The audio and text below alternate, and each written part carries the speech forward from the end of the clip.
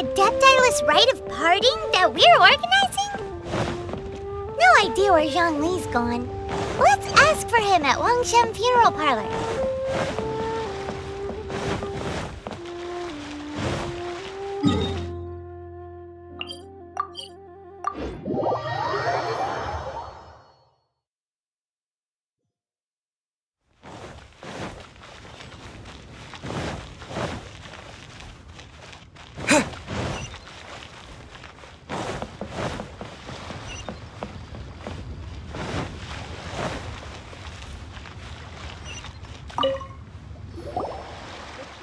Is there anything I can do for you two? I'm afraid that Wangshen Funeral Parlor isn't in the best state to receive guests. We've come to see Zhongli. Could you please tell him we're here? Unfortunately, Zhongli isn't here at the moment. It seems he went to Northland Bank. Doesn't the Northland Bank belong to the Fatui? Last time we saw Zhongli was before we went to the Golden House. Do you think he doesn't know about the attack on Liyue? Visiting the Fatui at a time like this could only mean more trouble. We had better go and make sure that everything is okay.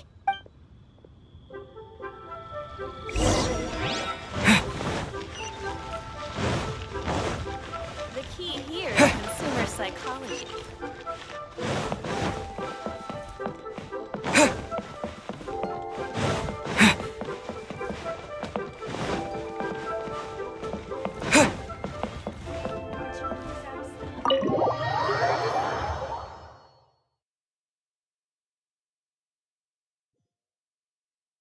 You call this cooperation between Harbingers?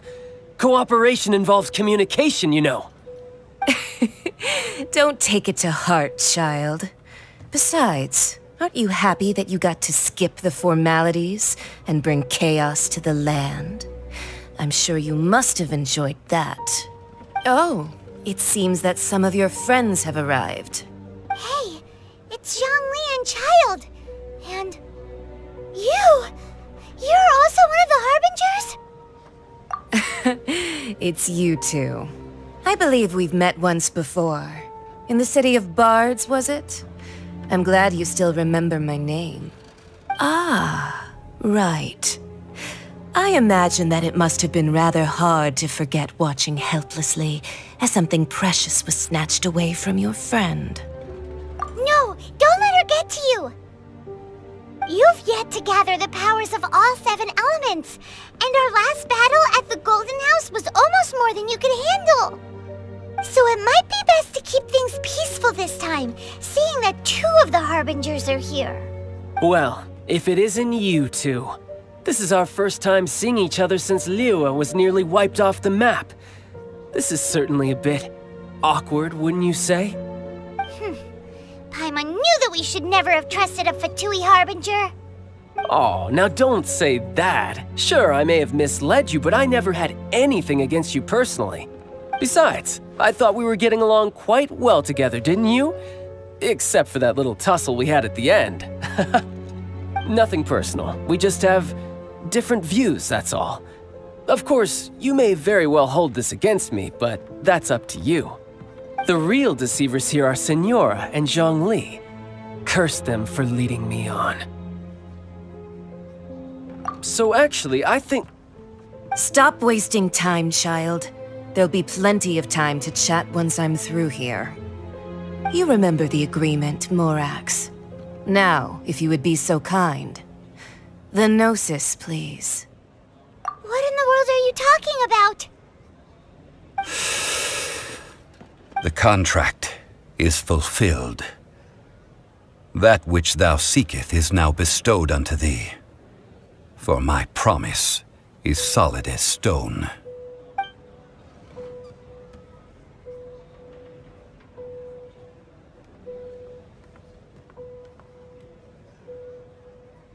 How sanctimonious. What? So you're the Lord of Xiao? No, wait!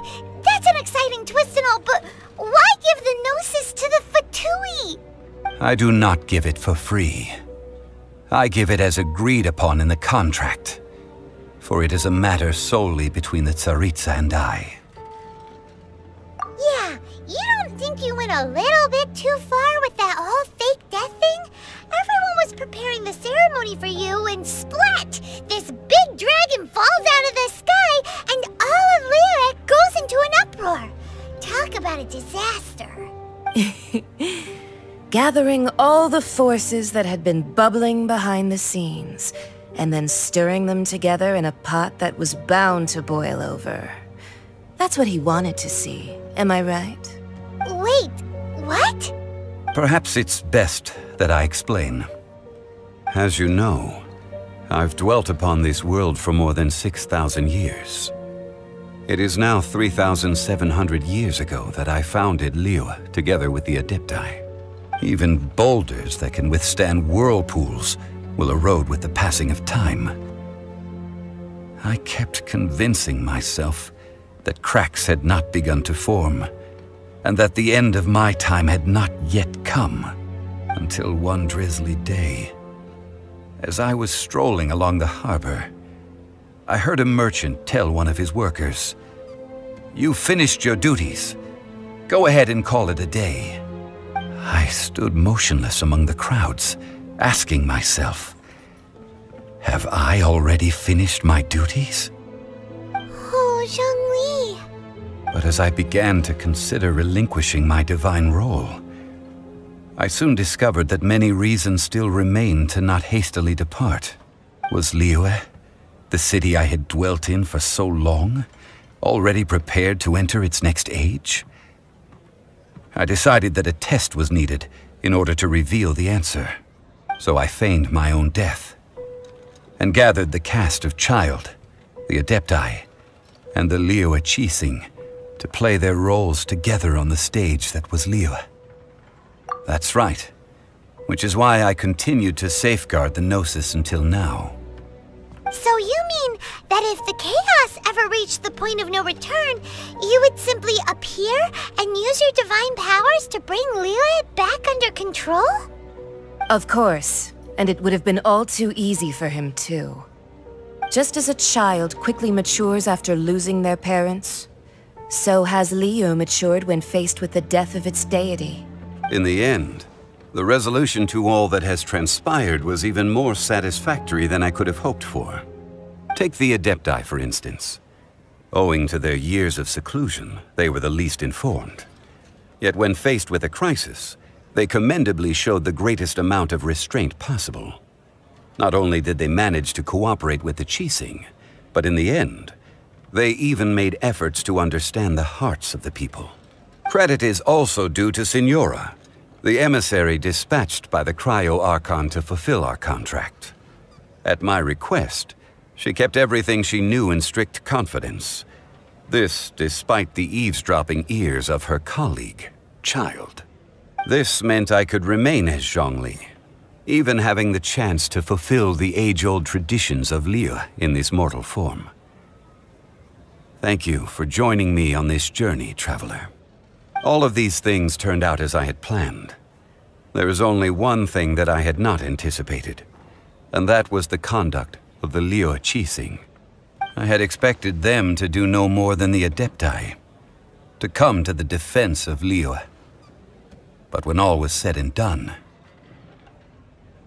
they seized the opportunity to supplant Liyue's divine protectors, and used the subsequent power vacuum left by my death to quickly gain complete control of Liyue. Huh? That doesn't sound good at all. Ha! On the contrary, I think it is excellent. I had always feared that it was too soon for them to take over from me. And it was also that which I longed for the most. As such, this is the best parting gift anyone could have given this god of old. Hey, what about me? Doesn't anyone feel the least bit of remorse for deceiving me? You've practically kept me in the dark. I think that thanks would be more appropriate. You certainly played no small part in all of this, wreaking havoc and turning the city upside down. The Lord of Geo ought to thank you for your performance, if anything. If you hadn't created the pressure of a battle between mortals, Adepti, and a god, the lump of coal resting in the hands of the Geo-Archon, Liyue, would never have been able to become a dazzling diamond of a city. Huh? Just whose side are you on, mocking me like that? Are you itching for a fight? Hey, haven't you learned the Liyue saying, don't always call it as you see it? Well then, with the Gnosis in my possession, I have no use for such idle chatter. We should return to Zapoljarny Palace and seek an audience with Her Majesty, the Tsaritsa. Come, child. Fine. I'll meet you there later. I'm not sharing a boat with the likes of you.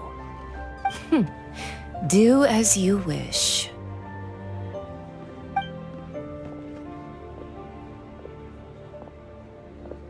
Now then, is there anything else you wish to ask me? Right! As Zhongli always told us, a good trade is a fair trade. Paimon has no idea what could be a good trade for a Gnosis. Realistically speaking, there is no such thing. Huh? However, I am the god of contracts. For thousands of years, I have made countless contracts. If the deal was of no benefit, then I certainly would not be inclined to agree to it. My agreement with the Cryo-Archon will be the last of my contracts as the Geo-Archon. My contract to end all contracts. As for the bargaining chip that the Tsaritsa used to balance the scales, uncover that answer for yourself in your future journeys.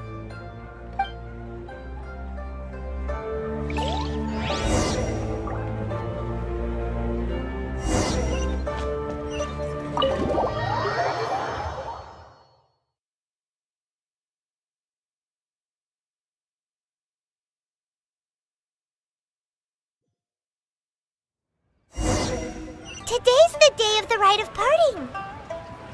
Although the star of the show is fake, we've spent so much time trying to organize it, it would be a real shame not to go there now.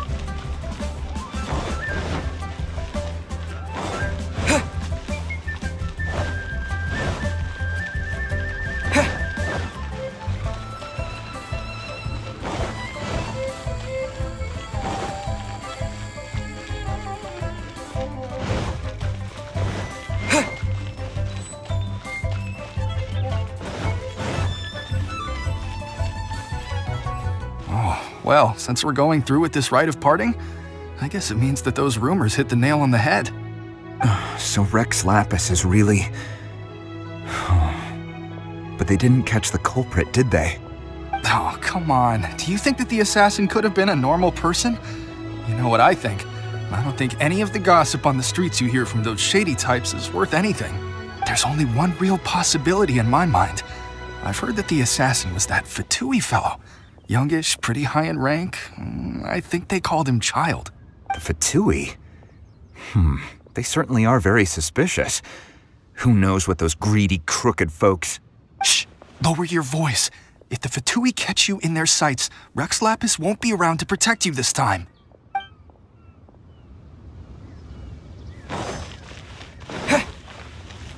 You know that god from the ocean couldn't have just shown up out of nowhere. I mean, it's been 2,000 years since Rex Lapis subdued it.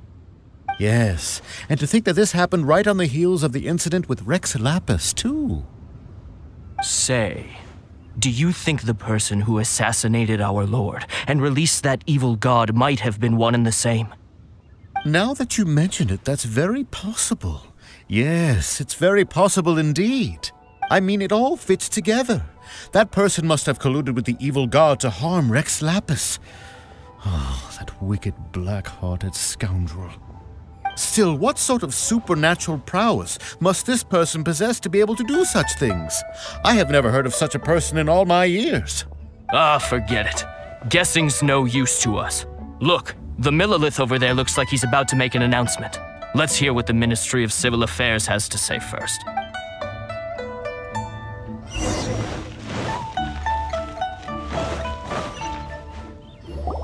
Hear ye all! The Chi sings words. Though a dragon soars ageless as the mountains, it too must return to dust. This is common knowledge. Gods and Adepti live glorious lives, But both light and shadow have their season. So too must they face divinely appointed trials. Rumors and hearsay abound on the streets that Rex Lapis was murdered. Now, let the truth be revealed. Having been thwarted in his trial, Rex Lapis's soul has recouped the celestial heights. He beseeches the people of Liyue to grieve not and to let not their hearts be saddened. Nor are they to believe street-born rumors or indulge in baseless speculation.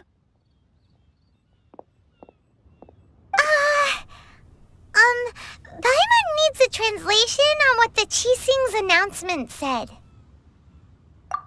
So that's how they're spinning it. Something feels off. Why would they suddenly give up looking for the murderer? Not to mention how this excuse sounds like something they just made up on the spot. Could the Qixing already have known that Rex Lapis wasn't dead? But Zhongli said that neither they nor the Adepti knew anything. Did Zhongli tell them in secret after his gnosis changed hands? Exactly, right? Ooh, seems like the rite of parting has been going on for a while now.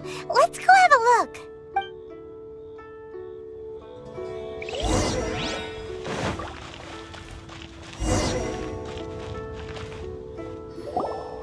Look, it's Ningguang and Keqing.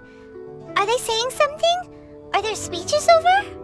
As said previously, Rex Lapis's soul returning to the heavens is the end of the contract. And it is also the end of an era. 3,700 years of contracts burnt and reduced to ash. We, the people of Liyue, were indeed prosperous. But blinded by our prosperity, we forgot that time can be pitiless. The long, unending dream of our Archon walking among us. Now that we have awoken from our dream, we must learn to say farewell. Will you stand with us as we re-establish our contracts? As we build a new age of prosperity? So concludes the words of Her Eminence the Tianquan. Does Her Eminence the Yuheng have anything to add? Huh? Is she looking this way? Traveler. Yikes! She really is looking our way! Is that the traveler who they say defeated the ancient god? So young. The Liyue Qixing always repay their debts. And as you have heard, our eyes see far and our reach is long. Name your price. You deserve that much. Whoa!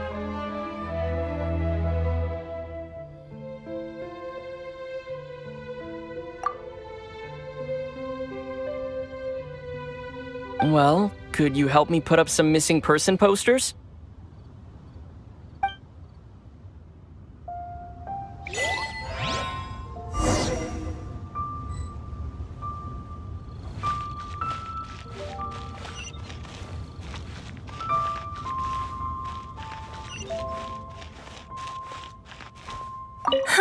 And to think I'd put my best perfume on before coming here, thinking you'd like it.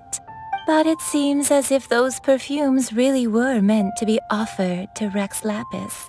Well, that's fine. Suffer no rivals in love, they say.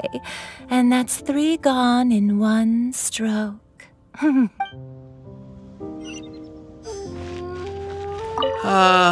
Rex Lapis. Rex Lapis. Now that I think about it, if everyone's of the same mind as me, perhaps mementos for Rex Lapis might be the best short-term business opportunity.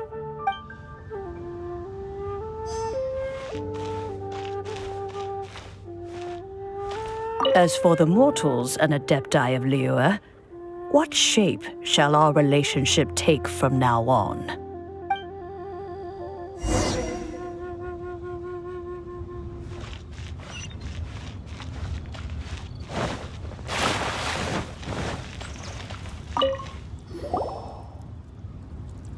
Hey, Zhongli!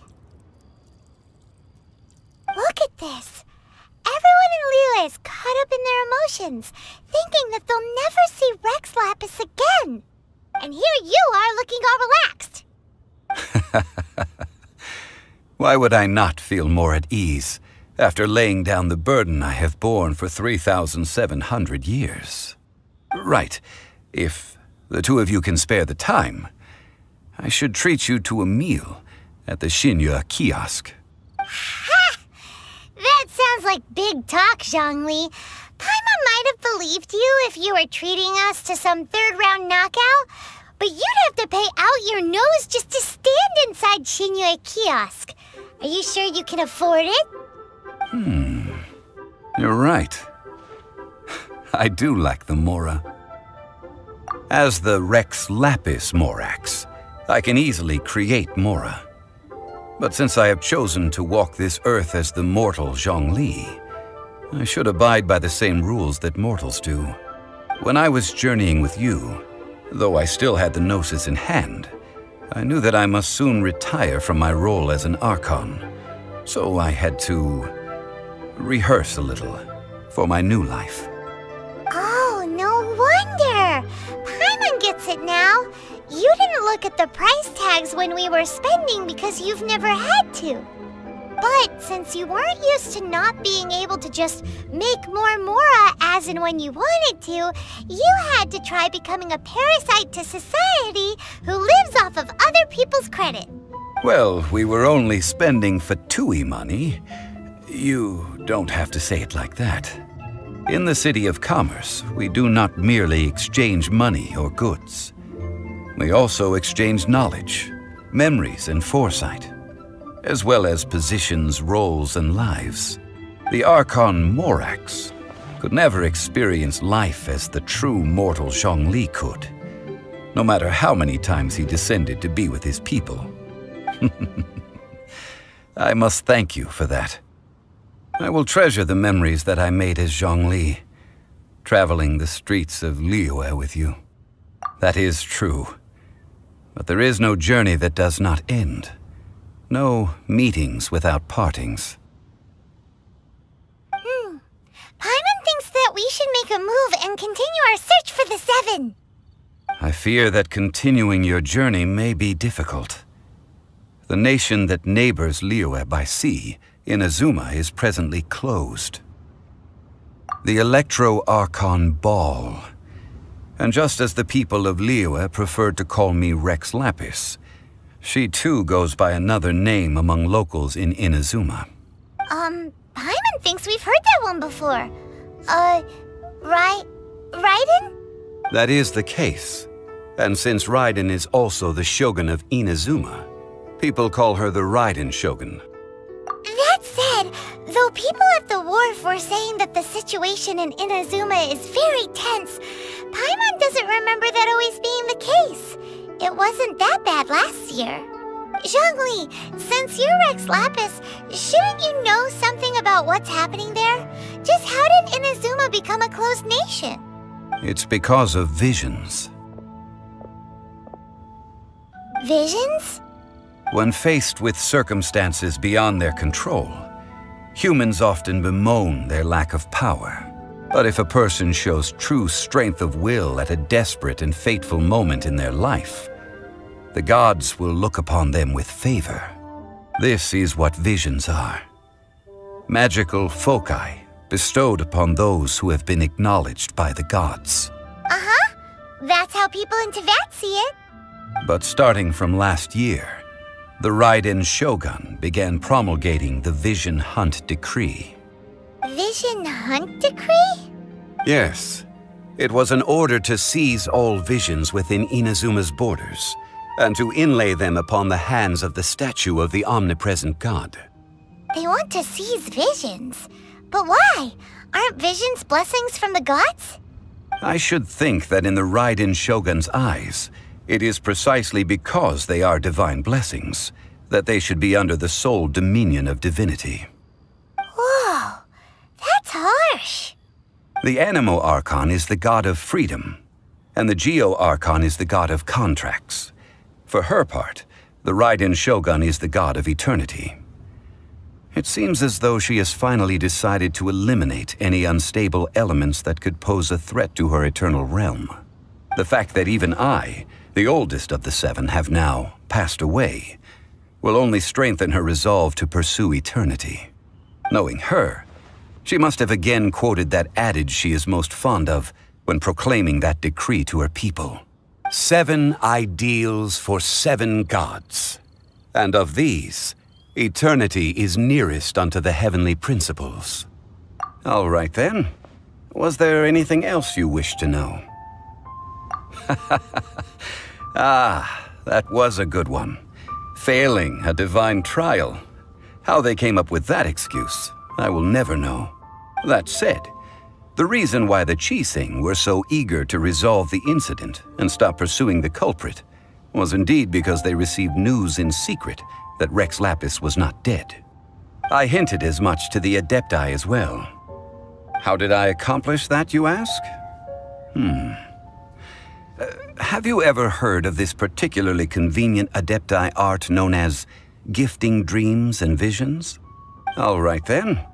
Was there anything else you wish to know? Yeah, about that. Before the Qixing made their announcement, we listened to a lot of people talking on the way. Most of them put the blame for everything on Child. These are indeed false accusations.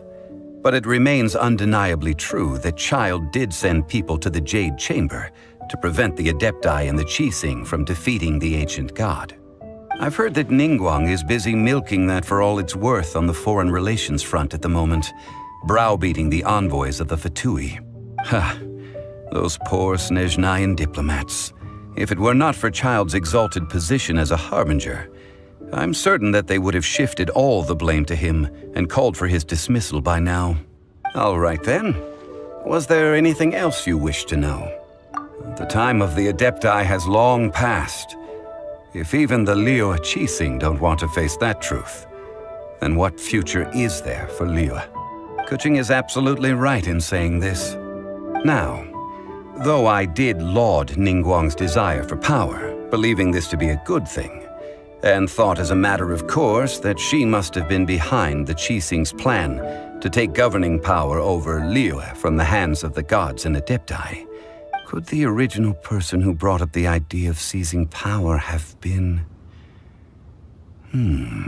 All right then. Was there anything else you... That's right. Zhongli, now that you don't have your gnosis, what's going to happen to all the Mora in Teyvat?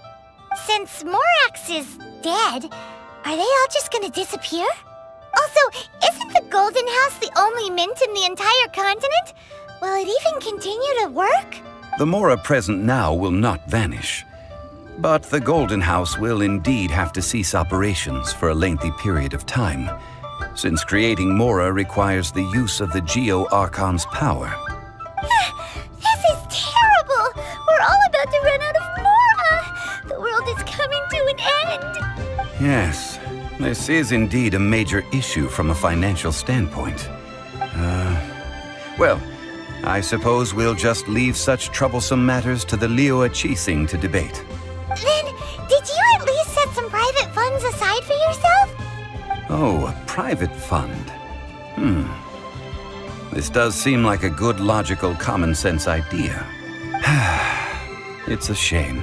What's a shame? It's a shame that I didn't think of it at the time. All right then. Was there anything else you wish to know? Well then, I suppose you'll have to find a way to get inside this closed nation. Have patience. I suspect that some serendipity must first come into play.